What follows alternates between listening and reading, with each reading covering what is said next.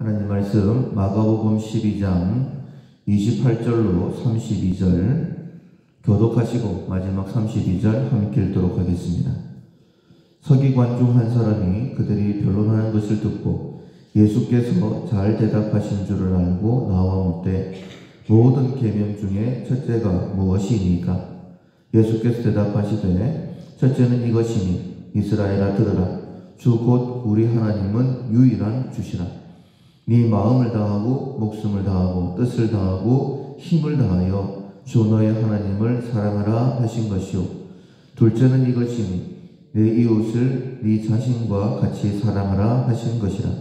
이보다 더 큰 계명이 없느니라. 서기관이 이르되 선생님이여 옳소이다. 하나님은 한 분이시요 그 외에 다른 이가 없다 하신 말씀이 참이니이다. 아멘. 남에게 대접을 받고자 하는 대로 남을 대접한다 라는 제목으로 함께 은혜를 나누겠습니다.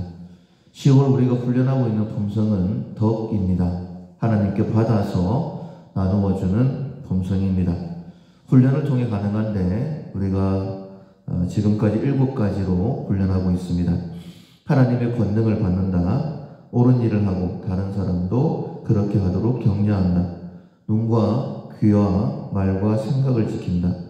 순결한 생각을 한다. 홀로 서기를 배운다. 생각과 몸을 해치거나 더럽히는 것을 삼간다. 그리고 내일까지 남에게 대접을 받고자 하는 대로 남을 대접한다 라는 훈련을 기억하시고 또 훈련하시면 되겠습니다. 베푸는 것이 참 부자연스러운 것이죠. 우리는 팔은 안으로 굽는다라고 베푸는 것이 참 힘듭니다. 그런데 베푸는 삶을 사는 사람들도 있습니다. 이것은 훈련을 통해서 가능하게 되죠.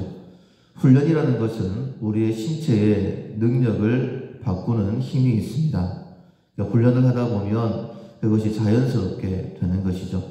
저는 이제 바다 수영을 좋아하기 때문에 이제 가끔 유튜버를 통해서 호흡을 어떻게 하는지, 어떻게 해야지만이 호흡이 조금 길 수 있는지 이제 들어볼 때가 있는데 그런 급박할 때가 생길 수도 있으니까 말씀을 드리면 우리는 보통 숨을 참으면 한 30초 정도 참죠. 배로 호흡을 한번 하고 난 다음에 가슴을 들어 올려서 한 번 더 숨을 쉴 수 있습니다. 그러니까 배로 숨을 쉬고 나서 한 30초라고 한다면 가슴까지 숨을 들이쉬면 한 1분 15초, 20초 정도는 쉽게 숨을 참을 수가 있어요. 근데 이런 것들을 훈련하다 보면 처음에는 부자연스럽지만 자연스럽게 어떤 급박한 상황을 만났을 때에 숨을 오래 쉴 수 있습니다. 그러니까 내가 관심을 가지고 훈련을 하게 되면 내 몸이 점점 거기에 맞춰가는 것이죠. 우리가 베푸는 삶도 마찬가지입니다. 지금은 부자연스럽다 할지라도 하나님께서 내게 원하시는 것이다. 이것이 꼭 필요한 것이다. 라고 깨닫고 훈련하게 되어지면 우리의 남은 삶은 베푸는 그런 삶이 될 수 있습니다. 그렇다면 우리가 왜 베푸는 삶을 살아야 될까? 가장 중요한 것은 하나님께서 그것을 원하시기 때문이죠. 우리를 구원하시고 우리를 사랑하시는 그 하나님, 내가 어떻게 하나님을 사랑할 수 있을까? 그 방법은 베푸는 것이다 라고 말씀하셨기 때문에 베풀어야 되고, 또 중요한 이유는 무엇이냐면 우리는 예수님의 재림을 기다리는 사람들이죠. 재림하신다라는 것은 또 심판하신다라는 그런 의미입니다. 재림하셔서 심판을 통해 영원한 벌을 받을 사람들에게는 벌을 주시고 상을 주실 사람들에게는 상을 주시죠. 그러니까 심판을 받는데 심판의 기초가 무엇이냐, 무엇으로 심판하시느냐, 우리의 행함을 따라서 심판하신다라고 말씀하셨어요. 그렇다면 무엇을 행해야 될까? 또한 말씀하시기를 하나님의 뜻대로 행해야 된다. 즉 율법을 지켜야 된다라고 말씀하셨죠. 그렇다면 우리가 하나님의 뜻은 무엇일까? 오늘 한 서기관이 예수님께 여쭈어봤습니다. 율법 가운데 가장 큰 계명이 무엇입니까? 라고 여쭤봤을 때에 먼저 예수님께서 이렇게 말씀을 하십니다. 29절에 보면 이스라엘아 들으라 주 곧 우리 하나님은 유일한 주시라. 그러니까 율법을 말씀하시기 전에 전제로 하나님이 유일한 주님이시다. 그러니까 주인이다라는 그런 의미이죠. 즉 우리는 모든 피조물들은 다 종이다라는 그런 의미예요. 종은 주인의 뜻대로만 움직이는 것이 종입니다. 개인적인 생각이 없는 것이죠. 그것을 전제로 하고 난 다음에 가장 큰 계명을 네 마음을 다하고 목숨을 다하고 뜻을 다하고 힘을 다하여 주 너의 하나님을 사랑하라 라고 말씀하셨어요. 그러니까 하나님 사랑하는 것이 하나님을 주인으로 섬기는 자의 마땅한 모습이다. 내가 너에게 원하는 것이 무엇인 줄 아느냐? 바로 하나님을 사랑하는 것, 나를 사랑하는 것이다 라고 말씀하셨어요. 우리는 당연히 하나님을 사랑해야 됩니다. 마음을 다해서, 목숨을 다해서, 뜻을 다해서, 힘을 다해서 하나님을 사랑해야 됩니다. 그런데 하나님을 사랑한다라는 것은 굉장히 추상적이죠. 하나님의 눈에 안 보이시기 때문입니다. 그래서 어떤 사람이 하나님을 사랑한다라고 그렇게 인정해 주시느냐? 그래서 둘째를 아주 구체적인 것으로 우리에게 말씀해 주시죠. 31절에 둘째는 이것이니 네 이웃을 네 자신과 같이 사랑하는 것이다. 이렇게 말씀을 하십니다. 이거보다 더 큰 계명이 없다라고 말씀을 하시죠.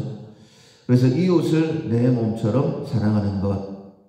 우리가 우리 자신을 사랑하는 것은 굉장히 쉽습니다. 왜냐하면 다 알고 있기 때문이죠. 배고프면 먹습니다.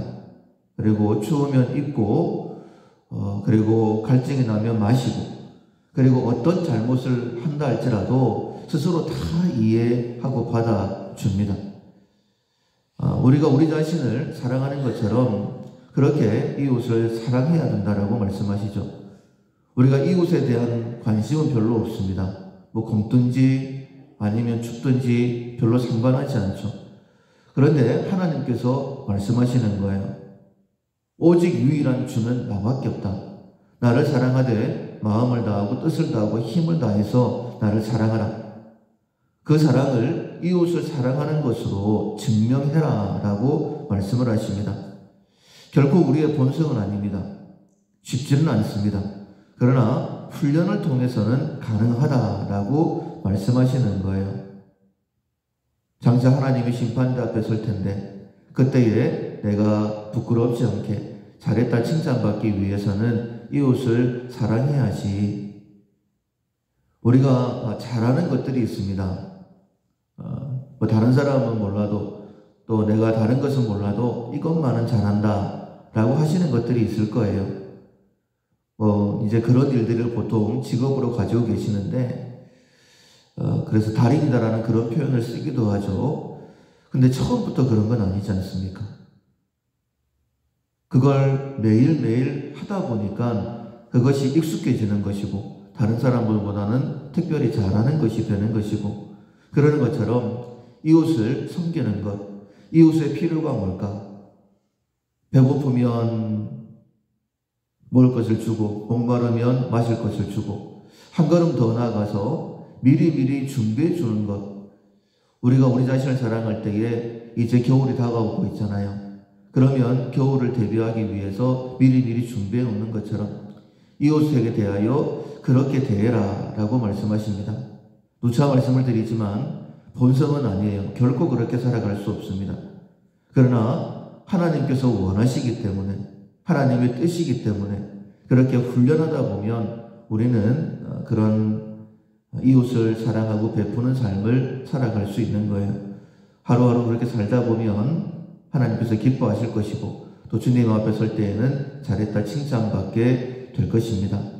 베푸는 삶, 특별히 다른 사람이 나에게 대해주기를 원하는 것처럼 남을 대해주는 훈련을 통하여서 하나님의 사랑으로 점점 바뀌어가는 우리 모두가 될 수 있기를 주님의 이름으로 축원합니다. 아멘. 찬송가 465장 주 믿는 나 남 위에 465장 찬양하시겠습니다.